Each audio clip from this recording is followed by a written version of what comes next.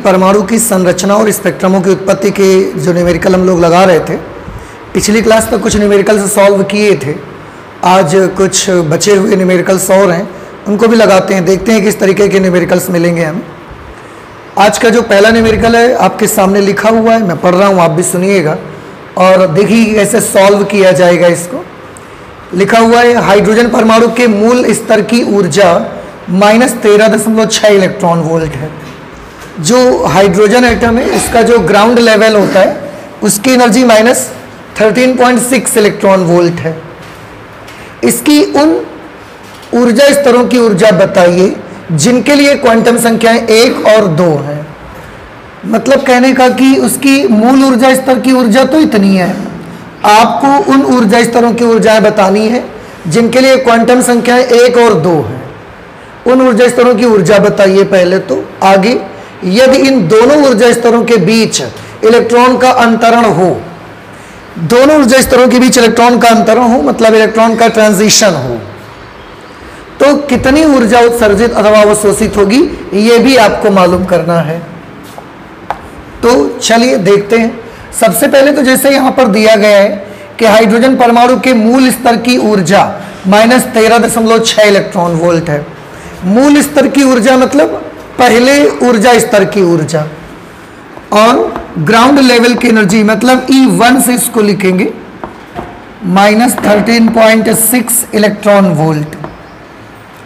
तो एक तो ये चीज आपको समझनी है कि मूल ऊर्जा स्तर की ऊर्जा मतलब पहले ऊर्जा स्तर की ऊर्जा, energy of first energy level, जिसको हम E1 से लिखेंगे -13.6 इलेक्ट्रॉन वोल्ट।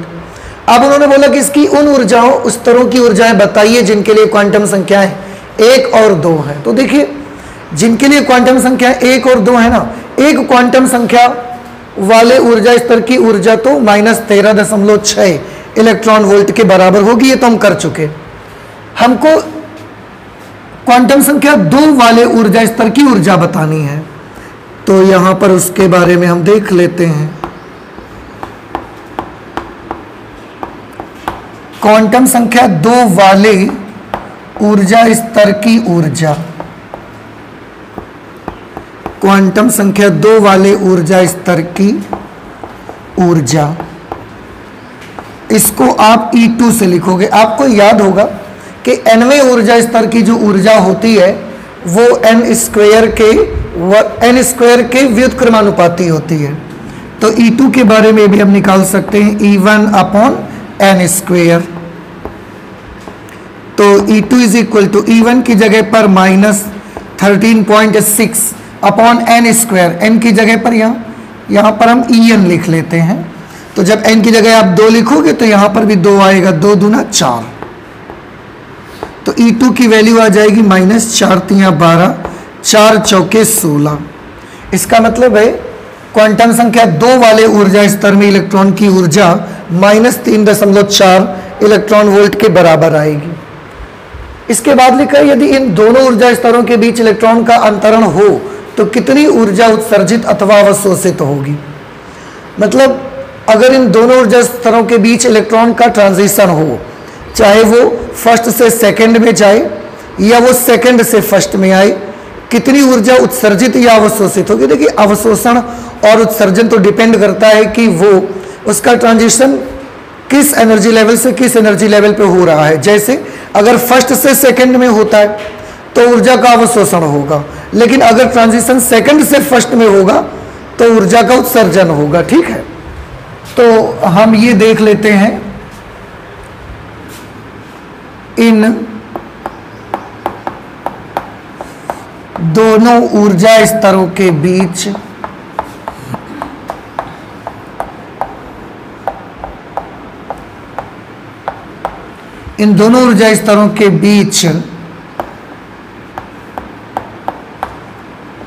इलेक्ट्रॉन के अंतरण से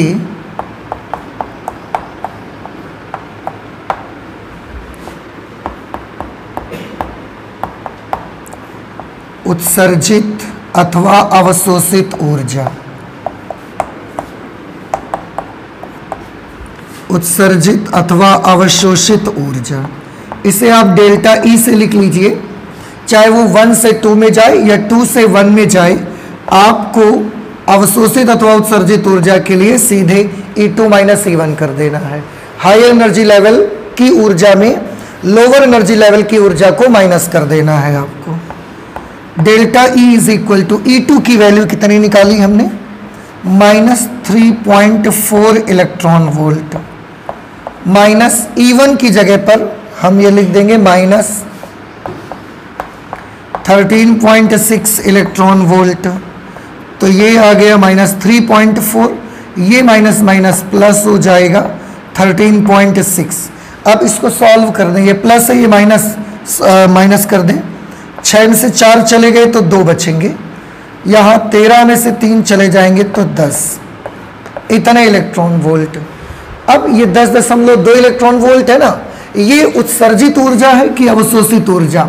मैंने पहले भी बोला कि डिपेंड करता है कि इलेक्ट्रॉन कौन से एनर्जी लेवल से कौन से एनर्जी लेवल पर ट्रांजिशन करता है। अगर वो फर्स्ट से सेकंड में करेगा, अगर लोअर से हायर जाएगा तो फिर ये अवशोषित ऊर्जा होगी, और अगर इलेक्ट्रॉन हायर से लोअर आएगा तो इतनी एनर्जी रहेगी पर उत्सर्जित करेगा वो इलेक्ट्रॉन अपने अंदर से। ठीक है, तो इस तरह से उत्सर्जित अथवा अवशोषित ऊर्जा के बारे में आपको आंसर मिलेगा 10.2 इलेक्ट्रॉन वोल्ट एनर्जी। बस इतना सा काम था इस न्यूमेरिकल में। आपको यूपी बोर्ड में सारे न्यूमेरिकल पूछे गए हैं, मतलब आप देख लीजिए कि इस तरीके के क्वेश्चंस आते हैं और ऐसे क्वेश्चंस आपको प्रिपेयर करने हैं, इनको प्रैक्टिस करना है ताकि अगर इस प्रकार का कोई क्वेश्चन मिलता है तो उसको छूटना नहीं चाहिए। ठीक है, नेक्स्ट क्वेश्चन देखिए, लिखा है हाइड्रोजन परमाणु की पहली बोहर कक्षा में इलेक्ट्रॉन की ऊर्जा माइनस 13.6 इलेक्ट्रॉन वोल्ट है। हाइड्रोजन परमाणु की पहली बोहर कक्षा में, पहली बोहर कक्षा में इलेक्ट्रॉन की ऊर्जा को E1 से लिखेंगे माइनस 13.6 इलेक्ट्रॉन वोल्ट। आगे लिखा है यदि इलेक्ट्रॉन तीसरी कक्षा से दूसरी कक्षा में संक्रमण करे तो उत्सर्जित विकिरण की तरंग दैर्ध्य की गणना करें। अब इलेक्ट्रॉन जो है ना वो तीसरी कक्षा से दूसरी कक्षा में संक्रमण करता है, थर्ड एनर्जी लेवल से सेकंड एनर्जी लेवल, या आप कह सकते हैं थर्ड ऑर्बिट से सेकंड ऑर्बिट में ट्रांजिशन करता है। तो अब हायर से क्योंकि लोअर आ रहा है तो ये तो बिल्कुल क्लियर है कि एनर्जी वो अपने अंदर से उत्सर्जित करेगा, एब्जॉर्ब तो नहीं करेगा। तो n इज इक्वल टू 3 से n इज इक्वल टू 2 में, n इज इक्वल टू 3 से n इज इक्वल टू 2 में संक्रमण के कारण उत्सर्जित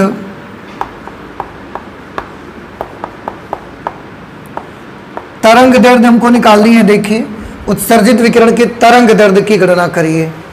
आपको उत्सर्जित विकिरण की तरंग दैर्ध्य की गणना करनी है, पर हम सबसे पहले ना ये पता लगा लेंगे कि n बराबर 3 से जब वो n बराबर 2 में आएगा तो उसकी वजह से कितनी एनर्जी वो अपने अंदर से निकालेगा।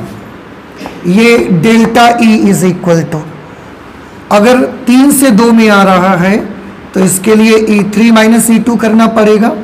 अब आप याद करिए En के लिए फॉर्मूला मैंने लिखा E1 अपॉन n स्क्वेयर, तो E3 के लिए क्या लिखा जाएगा, E1 अपॉन 3 स्क्वायर, 3 का वर्ग 9 कर देंगे ना भाई, ये n यहाँ लिखा जाएगा, तो अगर यहाँ 3 आ रहा है तो ये 3 का स्क्वायर बन जाएगा, 9 कर लेंगे, E1 बटे 9 माइनस, ऐसे ही E2 के लिए क्या लिखा जाएगा, E1 अपॉन 4, ये डेल्टा E की वैल्यू आ जाएगी। यहाँ से आप इसमें एलसीएम वगैरह ले लेंगे तो ये आपको मिल जाएगा माइनस 5E1 अपॉन 36, 4 यहाँ पर आएगा, 9 यहाँ पर आएगा, 4E1 माइनस 9E1 माइनस का 5E1 बटे 9 चौके 36।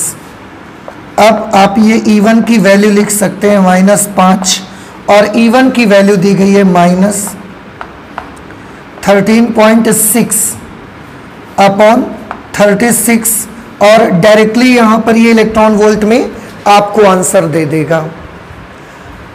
इसके बाद अब आपको थोड़ा सा इसको सॉल्व कर लेना है।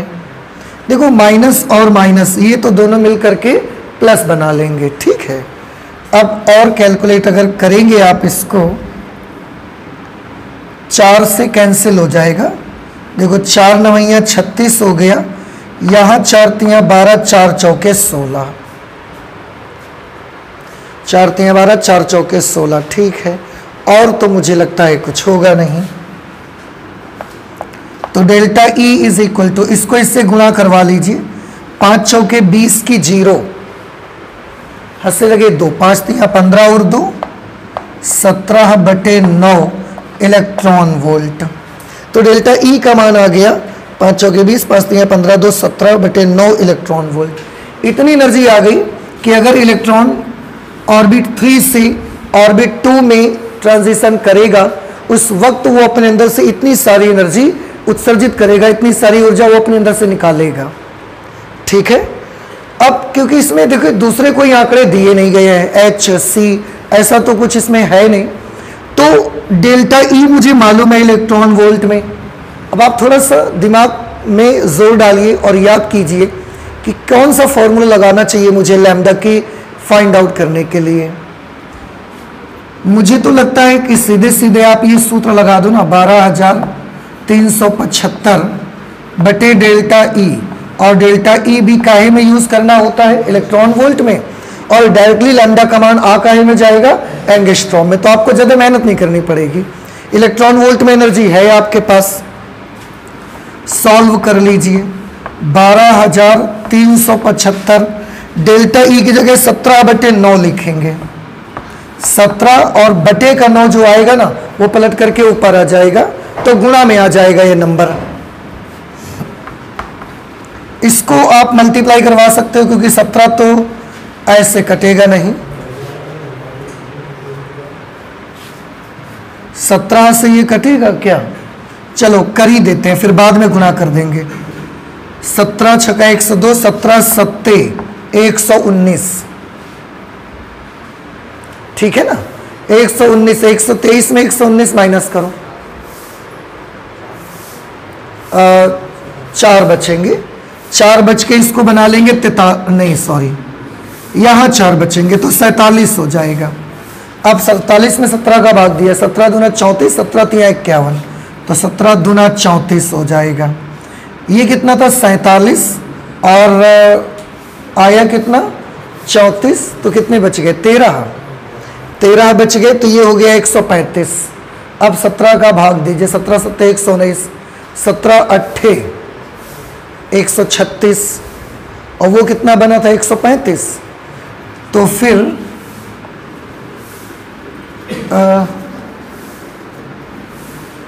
क्या आएगा, 17 सत्ते 119 ही देना चाहिए, 135 119, 15 में से 9 गए 6, 2 में से 1 गया 1, 16 बच गए। अब तो इसके बाद तो हमारे पास कोई नंबर है नहीं, तो हमने दशमलव लगा लिया और 0 बढ़ा सकते हैं आप, तो ये बन जाएगा 160, फिर 17 नवैया 153 हो जाएंगे। बस ठीक है, इतना ही रख लेते हैं। अब 9 से गुणा करवा लो, सीधे एंगस्ट्रॉम में आएगा। 9 नैया 81 की 1 हासिल लगे 8, 9 सत्ते 63 और 8 71, हासिल लगाए 7, 9 सत्ते 63 और 8 71 हासिल लगे 7, 9 दूना 18, 7 25 हासिल लगे 2, 9 सत्ते 63 और 2 65, एक अंक पे दशमलव लग जाएगा, लगभग 6551.1 एंगस्ट्रॉम आंसर आ जाना चाहिए इसका।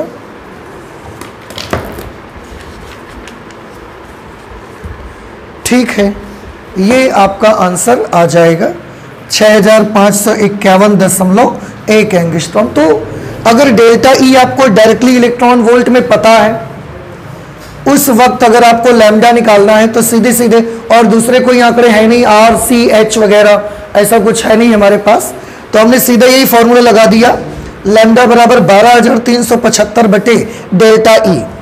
इस फॉर्मूले में डेल्टा ई आपका इलेक्ट्रॉन वोल्ट में रखेंगे और डायरेक्ट जो सॉल्व करोगे ना उससे आपका आंसर एंगस्ट्रॉम में आ जाएगा।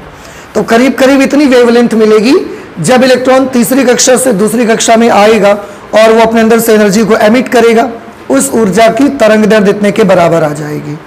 ठीक है, तो आप इसे नोट कर लीजिए। इसके बाद और देख लेते हैं। अभी इस तरीके के न्यूमेरिकल तो लगभग आपको क्लियर हो गए हैं कि अगर एक ऑर्बिट से दूसरे ऑर्बिट में कोई इलेक्ट्रॉन जाता है तो उसकी ऊर्जा कितनी उत्सर्जित करेगा या अवशोषित करेगा, एक तो ये चीज फाइंड आउट करना। दूसरा, अगर वो एक ऑर्बिट से दूसरे ऑर्बिट में ट्रांजिशन करता है तो उसके अंदर से जो एनर्जी निकालेगा वो अपने अंदर से उत्सर्जित करेगा। उस ऊर्जा की तरंग दैर्ध्य कैसे कैलकुलेट करना है, ये सब इनके तरीके हैं, आप नोट कर ले। इसके बाद थोड़ा सा और निकालते हैं, दूसरे टाइप के न्यूमेरिकल्स देख लेते हैं कि और किस तरीके के न्यूमेरिकल एग्जाम में पहुंचे जा सकते हैं।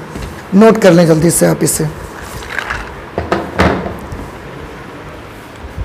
नेक्स्ट न्यूमेरिकल आपके सामने लिखा हुआ है, हाइड्रोजन परमाणु स्पेक्ट्रम में लाइमन श्रेणी की महत्तम तरंग दैर्ध्य की गणना करिए।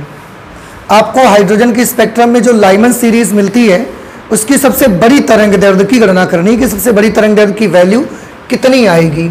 सबसे पहले एक तो ये आप याद करिए कि हाइड्रोजन स्पेक्ट्रम में किसी भी रेखा की तरंग दैर्ध्य के लिए हम कौन सा फॉर्मूला यूज करते हैं।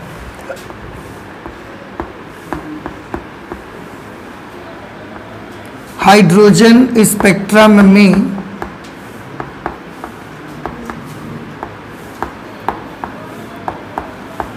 स्पेक्ट्रम में किसी भी रेखा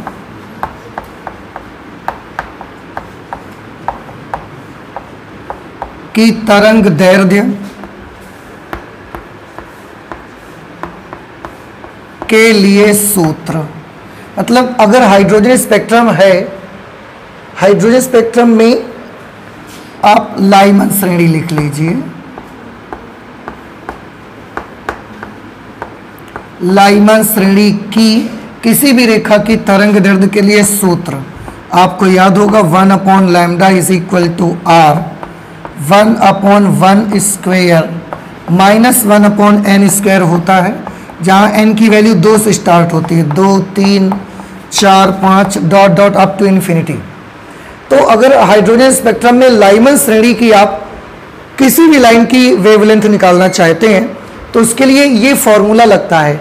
ऐसे लाइमन, फिर बामर, पाश्चन, ब्रैकेट, फुंड, सब के लिए सभी श्रेणियों में किसी भी रेखा की तरंग दैर्ध्य को ज्ञात करने के लिए ना ऐसे फॉर्मूले आपको बताए गए हैं। ठीक है, ये तो हो गया कि अगर हाइड्रोजन स्पेक्ट्रम में उसमें लाइमन श्रेणी की किसी भी रेखा की तरंग दैर्ध्य चाहिए तो ये सूत्र है। पर क्वेश्चन के अकॉर्डिंग आपको क्या करना है, लाइमन श्रेणी की महत्तम तरंग दैर्ध्य चाहिए, और इसके बारे में कई बार आपको बताया गया है कि महत्तम तरंग दैर्ध्य अगर आपको निकालनी है तो इनकी जगह पर क्या लिखिए, 2। पहली तरंग दैर्ध्य के लिए भी n की जगह 2, महत्तम के लिए भी n की जगह 2, सबसे छोटी तरंग दैर्ध्य के लिए n की जगह इन्फिनिटी, और श्रेणी सीमा जिसको कहते हैं उसके लिए भी n बराबर इन्फिनिटी आप लिखेंगे। तो हमें तो महत्तम तरंग दैर्ध्य चाहिए, तो यहां नोट कर लेते हैं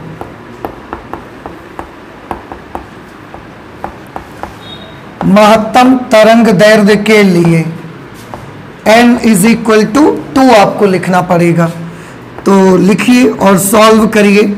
r की जगह r का मान आप जानते हैं 1.097 × 10⁻7 पर मीटर। देखिए ये जो वैल्यूज़ कांस्टेंट की होती हैं ये सारी की सारी वैल्यूज़ आपके उसमें जो पेपर आएगा आपका उसमें सब दी होंगी, आप वहाँ से इन वैल्यूज़ को ले लीजिए। जो वैल्यू आपको पेपर में दी गई है उसको देख करके और सही से लिखिएगा। कभी कभी होता है कि हम लोग लगता है कि हमें आती है वैल्यू और हम लोग ऐसे लिख देते हैं जबकि पेपर में दी होती है, तो हम लोग उसको नहीं देखते हैं और अपनी वैल्यू लिख देते हैं और हो जाता है धोखे में, कभी आपसे 1 अंक भी गलत हो जाएगा तो आंसर मिसमैच होगा फिर आपका। तो r की वैल्यू 1.097 × 10⁻7, फिर 1/1² का मतलब 1, n की जगह 2 लिखेंगे तो ये 4 हो जाएगा। 1/λ = 1.097 × 10⁻7। यहाँ आप देखें 1 में से 1/4 माइनस हो जाएगा तो 3/4 बच जाएगा। ठीक है, इसके बाद हमें तो लैम्डा चाहिए, तो ये चीज पलट दीजिए आप।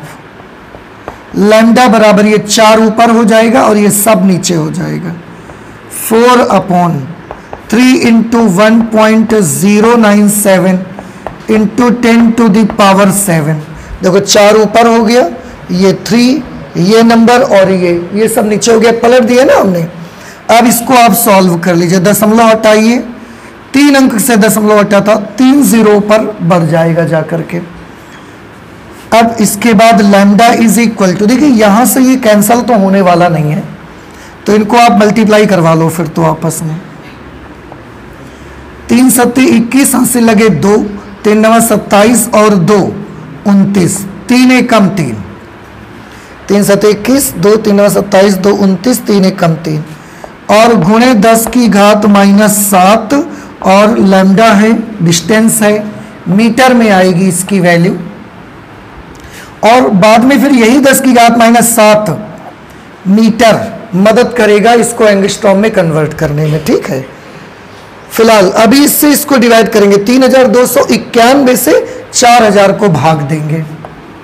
देखिए 3291 से डिवाइड करेंगे 4000 को। पहली बात तो ये 3291 और ये 4000 है, तो एक बार ही आप डिवाइड कर सकते हैं। 3291 माइनस कर देंगे अगर आप इसको, 10 में से 1 चला जाएगा 9, यहाँ 9 बचेंगे, 9 में से 9 गए 0, 9 में से 2 चले गए 7, यहाँ 3 में से 3 जाएगा 0 ही रहेगा। इसके बाद हमारे पास नंबर नहीं है ऊपर से लेने के लिए, तो हमने दशमलव लगा लिया, 0 बढ़ा दिया। 3 का भाग दीजिए, लगभग 2 बार जा सकता है, तो 2 एकम 2, 2 9 18, हाथ से लगा 1, 2 दूना 4, 1 5 और 2 3 6। माइनस कर दे, 10 में से 2 चले गए 8, यहाँ बचेंगे 8, 8 में से 8 गया 0, यहाँ पर से बोरो ले लिया, 10 में से 5 गया 5, फिर 6 में से 6 0, दशमलव लगा है, 1 0 बढ़ा लेंगे। अभी तो ये 6582 आता जब 2 बार दिया था, और ये 6582 से छोटा है, तो एक बार ही इस बार तो जा पाएगा। 3291 माइनस कर दे, 10 में से 1 गया 9, यहाँ बच गए 7, 17 में से 9 चले गए तो 8, यहाँ बचे 9, 9 में से 2 गया 7, यहाँ बचे 4, 4 में से 3 गया तो 1, दशमलव लगाए 0 बढ़ा दिया। 3 से 17 में डिवाइड करेंगे, 3 पंचे 15, करीब करीब 5 बार ये डिवीजन हो सकता है। 5 एकम 5, हासिल लगे कुछ नहीं, 5 9 45 की 5 हासिल लगे 4, 5 दूना 10 4 14 हासिल लगा 1, 5 3 15 और 1 16। पर आप यहीं से इसको रोक सकते हो। 1.215 इंटू 10⁻⁻7 मीटर। हम ये दशमलव भी ना 3 अंक इधर खिसका देना चाहते हैं, 3 अंक उधर खिसका देंगे, तो यह आ जाएगा 1215 गुणे 10 की घात -10 मीटर। बाएं से दाईं ओर खिसकाया है ना, पावर नेगेटिव आएगी, और 3 अंक खिसकाया है तो माइनस के 3 आएंगे। अब -7 और -3 मिलके क्या बना लेगा, -10, और 10 की घात -10 मीटर का एक एंगस्ट्रॉम होता है, इसलिए हम इसको लिख सकते हैं 1215 एंगस्ट्रॉम। अब आप देखिए कि लाइमन श्रेणी की जो सबसे बड़ी तरंग दैर्घ्य होती है ना, या हम यूं कहें सबसे पहली रेखा की तरंग दैर्घ्य जो होती है, वो करीब 1215 एंगस्ट्रॉम के बराबर आती है। इसको आपको थोड़ा सा ध्यान रखना है, ठीक है। ये क्वेश्चन का आंसर 1215 एंगस्ट्रॉम आपका आ जाएगा। समझ आया कि नहीं? थोड़ा सा कैलकुलेशन करना रहेगा आपको। अभी देखिए मैथमेटिकल पार्ट है तो कैलकुलेशन तो होगा, ठीक है, उससे तो आप बच नहीं सकते, इसलिए थोड़ा सा गुणा भाग पावर को एडजस्ट करना, यही बस इसमें आपको सीख लेना है। चलिए अगले न्यूमेरिकल की ओर रुख करते हैं। अभी हम पढ़ रहे हैं, आप भी ध्यान से देखिएगा। इस प्रकार के देखो न्यूमेरिकल्स पूछे जा सकते हैं, ऐसा भी। और आगे लिखा है हाइड्रोजन स्पेक्ट्रम में बामर श्रेणी की प्रथम रेखा, जिसको बामर ने H अल्फा के नाम से बोला गया था, उसका नाम रखा था H अल्फा। दूसरी रेखा H बीटा, तीसरी H गामा, H डेल्टा, ऐसे उन्होंने उनके नाम भी रखे हुए थे। तो हाइड्रोजन स्पेक्ट्रम में बामर श्रेणी की जो प्रथम रेखा की तरंग दैर्घ्य ज्ञात करनी है आपको।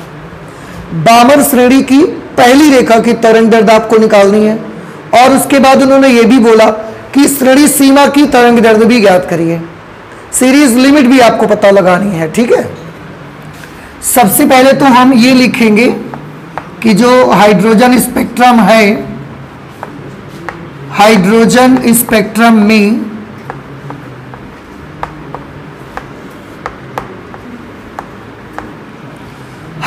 स्पेक्ट्रम में बामर श्रेणी की किसी भी रेखा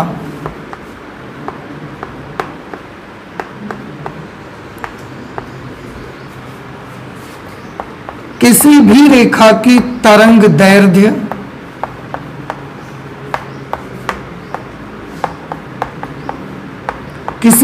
तरंग दैर्ध्य के लिए सूत्र, बामर श्रेणी की बात अगर करेंगे तो ये आता है R 1/2 square minus 1/n square. ये बामर श्रेणी की किसी भी रेखा की तरंग दैर्ध्य के लिए सूत्र है।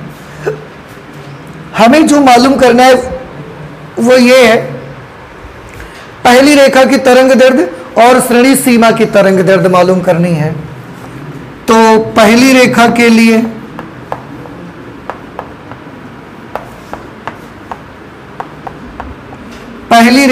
लिए आप n की जगह पर क्या लिखोगे? यहां पर n की वैल्यू जो स्टार्ट होगी 3, 4, 5, 6 up to infinity.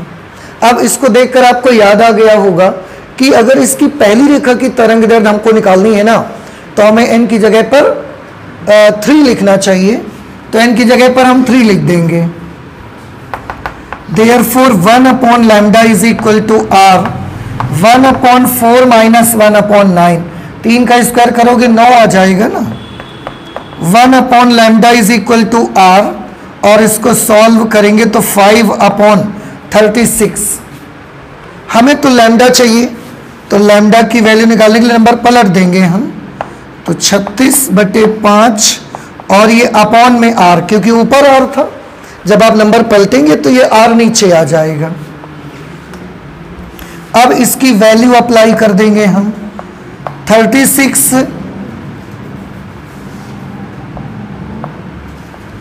Upon 5 into, और R की जगह पर 1.097 इंटू 10⁻7। फिर से वही काम करिए, दशमलव हटाइए, 3 0 बढ़ाइए, क्योंकि 3 अंकों से दशमलव आपने हटाया है। 5 से इसको कैंसल करिए, 5 7 35, 1 बच गया, तो 5 दूना 10, 00 आ गए। इस तरह से लैम्डा की जो अभी तक की वैल्यू है वो आई 7200/1097,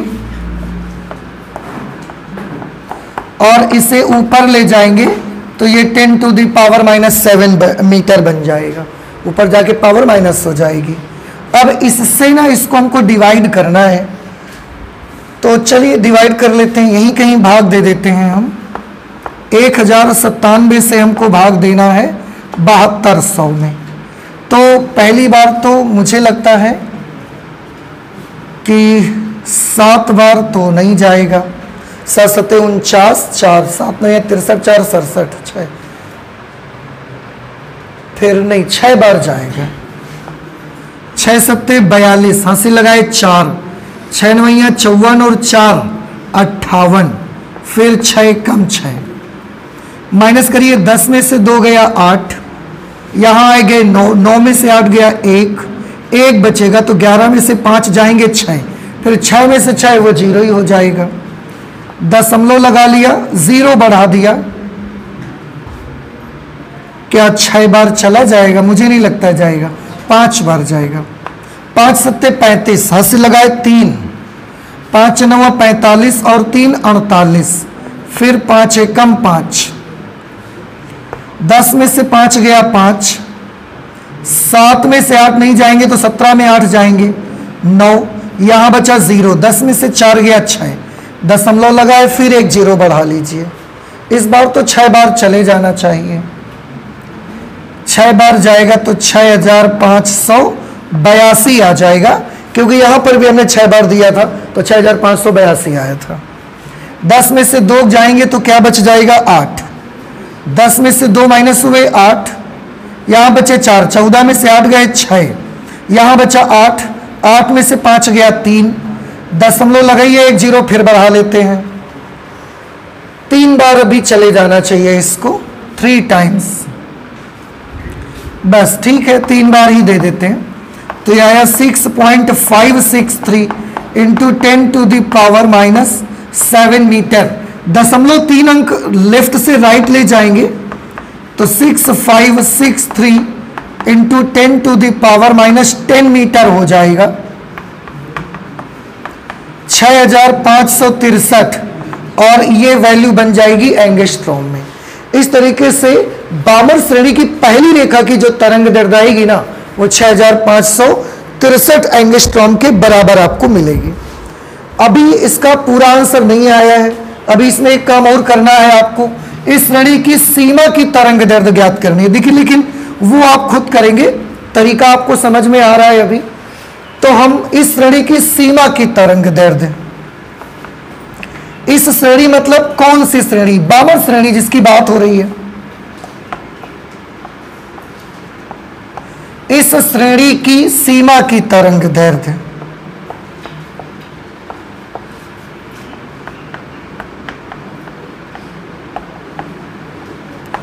इस श्रेणी की सीमा की तरंग दैर्ध्य के लिए आप इसी फॉर्मूले पर n की जगह पर इन्फिनिटी लिख देंगे। इसलिए 1/λ is equal to r 1/4 minus 1/∞। देखो बेटा, इसकी जगह इन्फिनिटी लिखोगे, फिर स्क्वायर करोगे तो इन्फिनिटी का स्क्वायर मतलब इन्फिनिटी। अब 1/∞ क्या हो जाएगा? 0। और जब आप लैम्डा निकालने जाओगे तो ये पलट दोगे नंबर, अभी r/4 है, फिर ये 4/r बन जाएगा।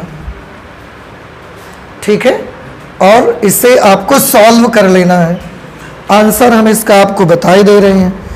इसका आंसर आएगा 3646 एंगस्ट्रॉम,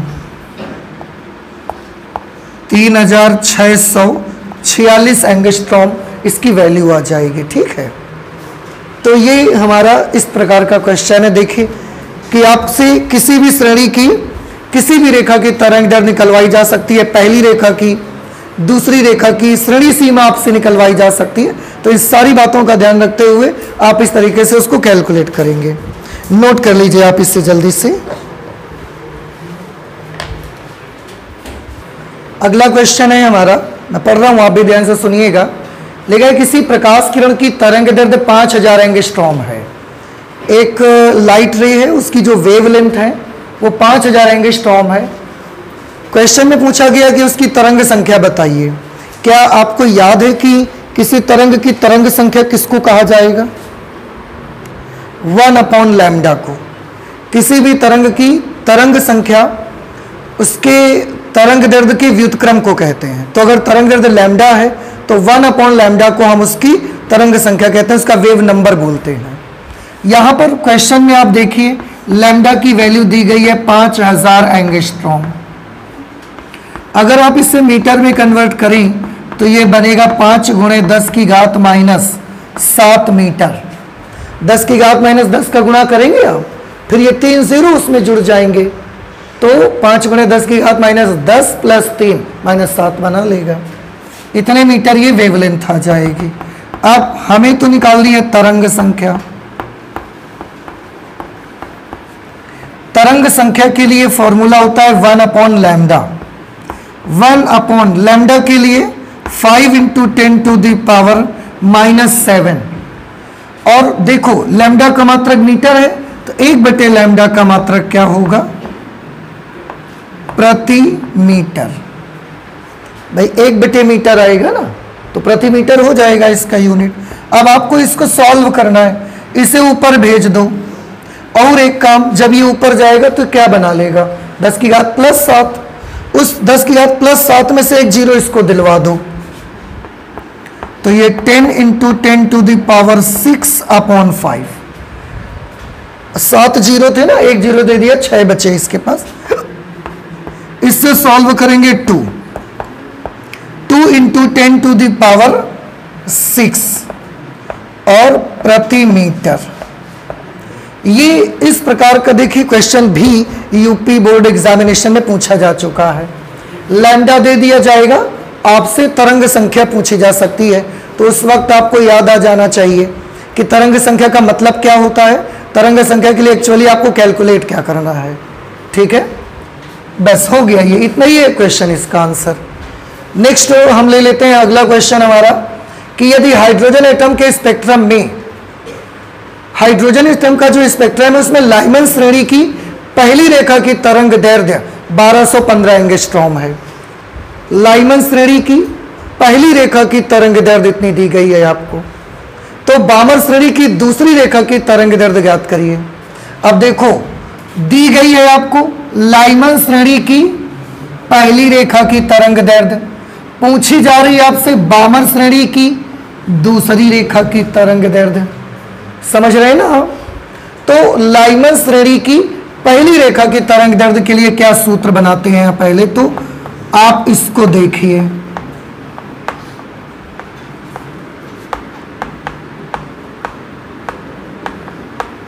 लाइमन श्रेणी की पहली रेखा की तरंग दैर्ध्य के लिए, लाइमन श्रेणी की पहली रेखा की तरंग दैर्ध्य के लिए, देखो लाइमन श्रेणी के लिए किसी भी रेखा की तरंग दैर्ध्य का सूत्र आपको याद होगा, 1/λ is equal to r 1/1 square minus 1/n square. फिर उसमें n की जगह अगर पहली रेखा है तो 2 लिखना पड़ेगा हमको। तो इस तरह से इसका जो फॉर्मूला बनेगा 1/λ is equal to r 1 minus 1/4 आ जाएगा। 1/1 स्क्वायर माइनस 1/n स्क्वायर करोगे ना, n की जगह 2 लिखोगे तो 2 दूना 4 ये बना लेगा। यहां लैम्डा की जगह पर क्या लिखना है, क्योंकि लाइमन श्रेणी की पहली रेखा की तरंग दैर्ध्य है तो लैम्डा की जगह 1215 लिख दें is equal to r into 3/4। ये हमने इक्वेशन नंबर 1 मान लिया। 1215 को आप एंगस्ट्रॉम में ही लिखे रहें, क्योंकि अभी हम रेशियो से उसका आंसर निकाल लेंगे तो आपको मीटर में बदलने की कोई जरूरत नहीं पड़ेगी इसको। अब हम बात करेंगे बामर श्रेणी की दूसरी रेखा की तरंग दैर्ध्य। देखो यहां श्रेणी भी बदल गई, लाइमन से बामर हो गई और रेखा भी बदल गई, पहली वहां थी यहां दूसरी हो गई। तो बामर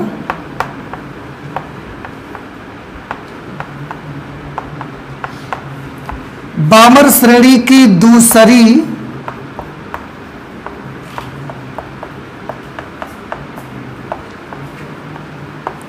बामर श्रेणी की दूसरी रेखा की तरंग दैर्ध्य के लिए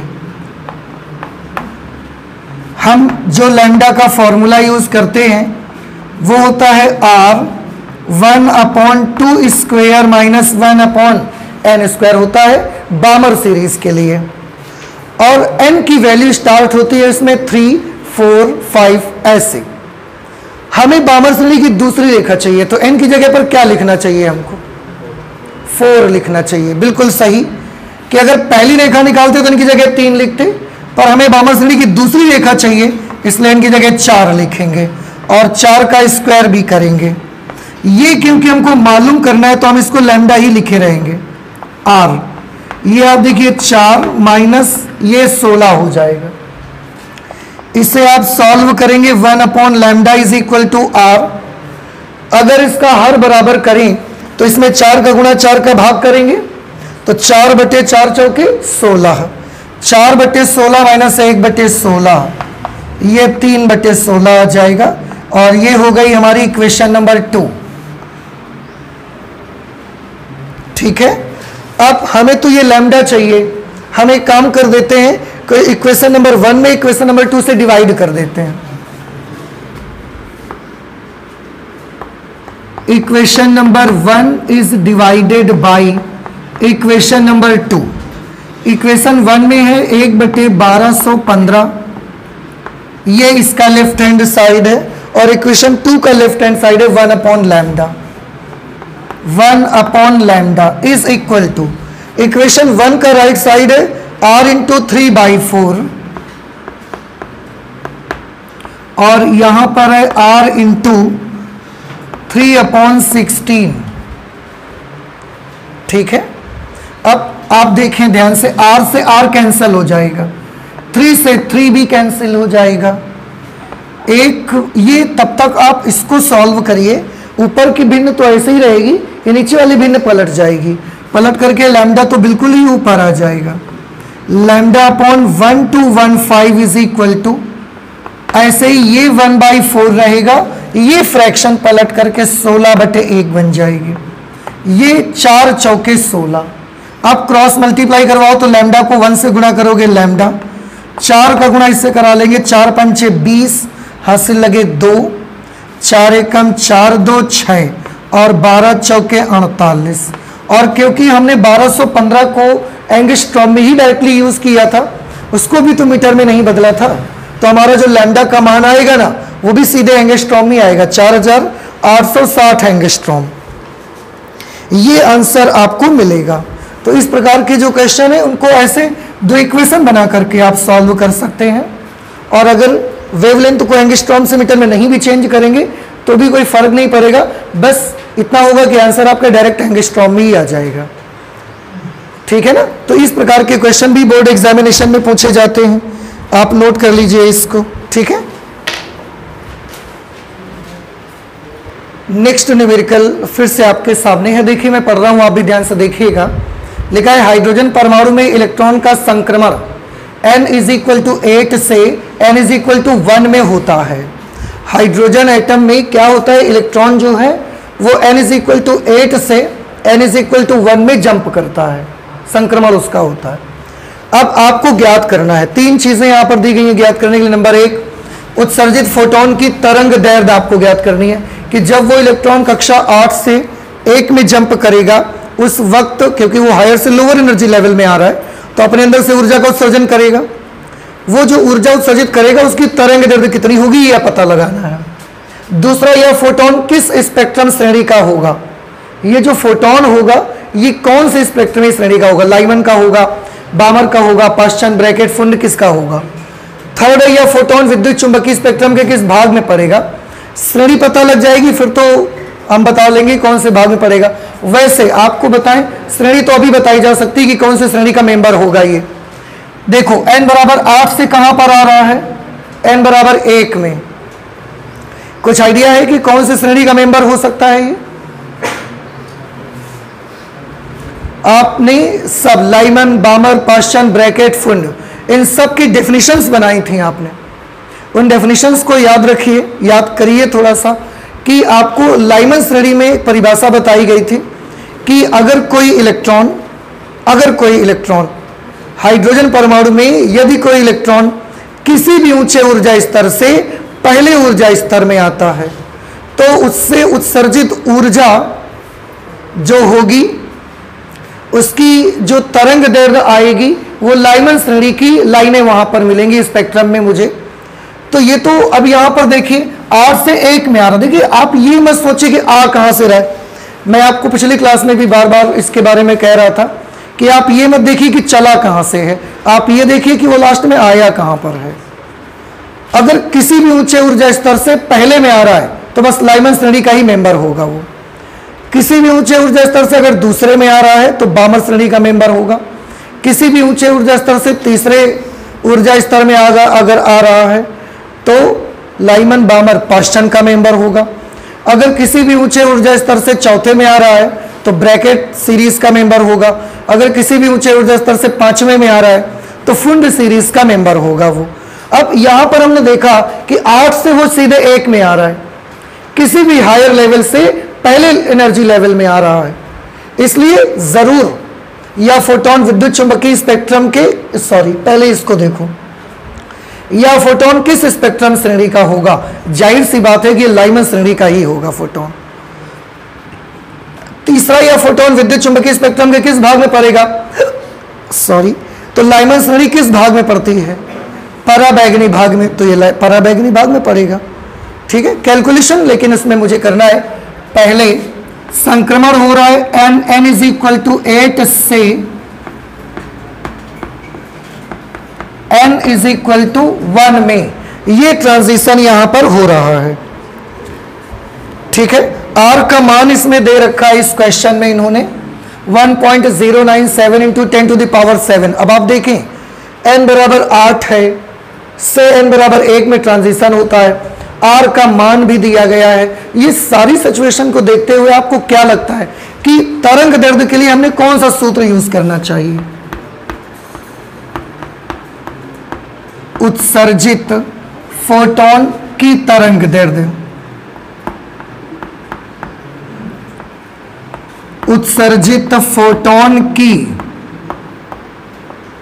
तरंग दैर्ध्य, उसके लिए फॉर्मूला बनेगा 1/λ is equal to r 1/n1 square minus 1/n2 square. ये फॉर्मूला देखिए हम यूज करेंगे यहां पर, ठीक है ना।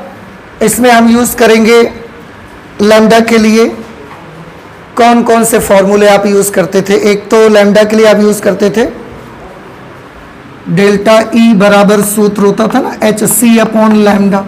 तो एक तो लैम्डा के लिए आप यूज करते थे HC/डेल्टा ई, क्योंकि हमें H और C के बारे में कुछ दिया नहीं, वैसे में पता है लेकिन क्वेश्चन में नहीं दिया है इसलिए हम उसको यूज नहीं करेंगे।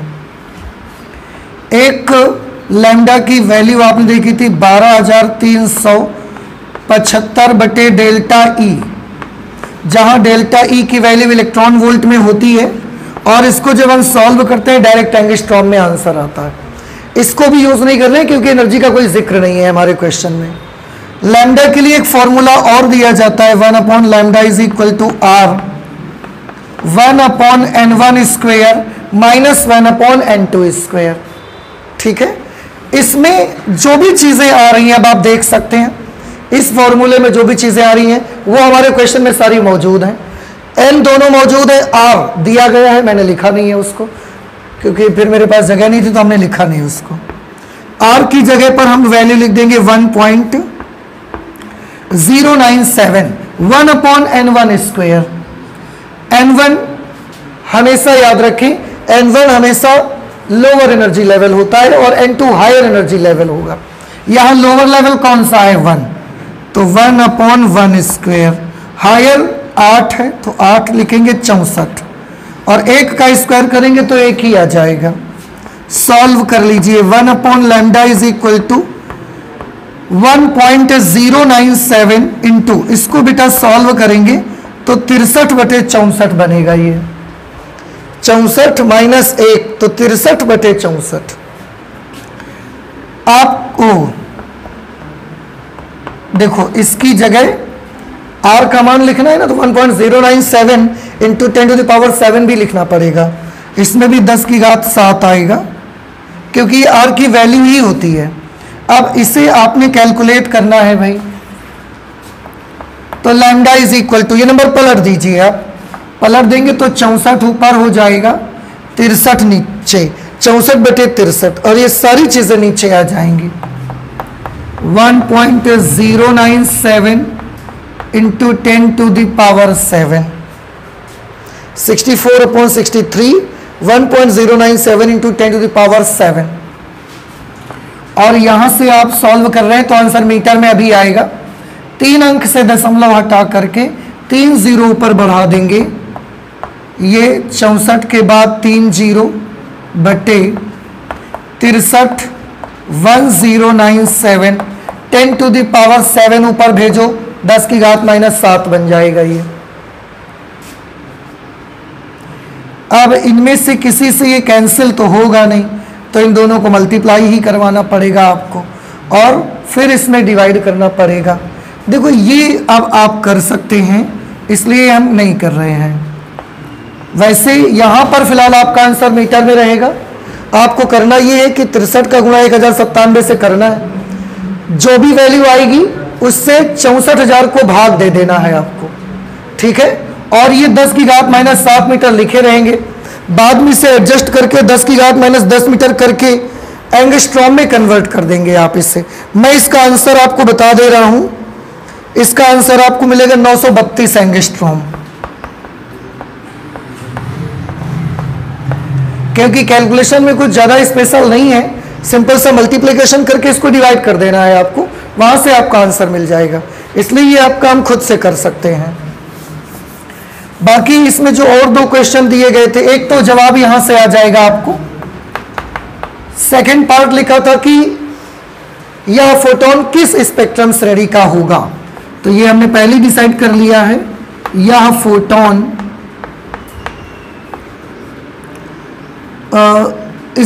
लाइमन श्रेणी का होगा, या फोटोन हाइड्रोजन स्पेक्ट्रम की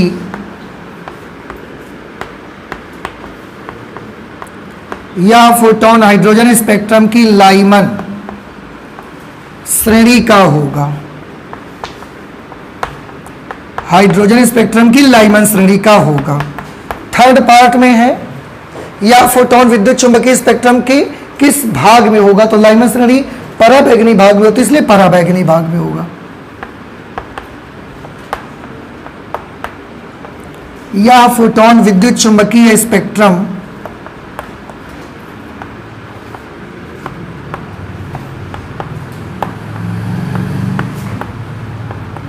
या फोटोन विद्युत चुंबकीय स्पेक्ट्रम के पराबैंगनी भाग में होगा।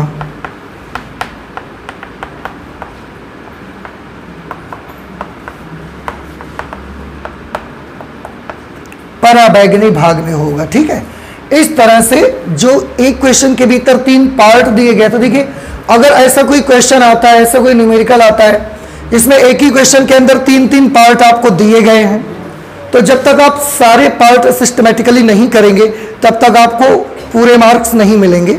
अगर आपने एक कर दिया, बाकी 2 को ध्यान ही नहीं दिया, आपने नहीं लिखा, तो आपके मार्क्स कट जाएंगे फिर वहाँ पर। इसलिए जब भी कभी आपको इस तरीके का कोई क्वेश्चन है जिसमें एक से ज़्यादा पार्ट्स में वो सवाल हो, वो क्वेश्चन हो, तो हर पार्ट को अलग अलग बाकायदे ऐसे आपको सॉल्व करना है, ताकि हर पार्ट आपका सॉल्व दिखे तो उसमें मार्क्स आपको दिए जा सकें, ठीक है ना। इस तरह से ये हमने structure of atom and origin of spectra, परमाणु की संरचना और स्पेक्ट्रमों की उत्पत्ति से संबंधित न्यूमेरिकल्स भी करीब करीब लगा लिए हैं। आपको बस प्रैक्टिस करने की ज़रूरत है। और अधिकतर देखा गया है कि इस लेसन से रिलेटेड जो न्यूमेरिकल्स होते हैं वो बोर्ड एग्जामिनेशन में आपके जरूर पूछे जाते हैं, तो आप उन पर फोकस करें, ताकि अगर इससे रिलेटेड कोई न्यूमेरिकल आता है तो आपका छूटे नहीं वो, और मार्क्स आपका जाए नहीं। तो इसके न्यूमेरिकल भी आज यहीं तक रख लेते हैं हम, तो फिर ठीक है ना, और इतना ही रखते हैं। बाकी आप समझदार हैं बहुत सारे, इतने सारे यहाँ पर बुद्धिजीवी स्टूडेंट्स हैं। एग्जाम में आपको कैसे लिखना है ये सब आपको पता है, ठीक है। बाकी इस लेसन के न्यूमेरिकल्स में बस इतना ही रखेंगे, ठीक है, ओके।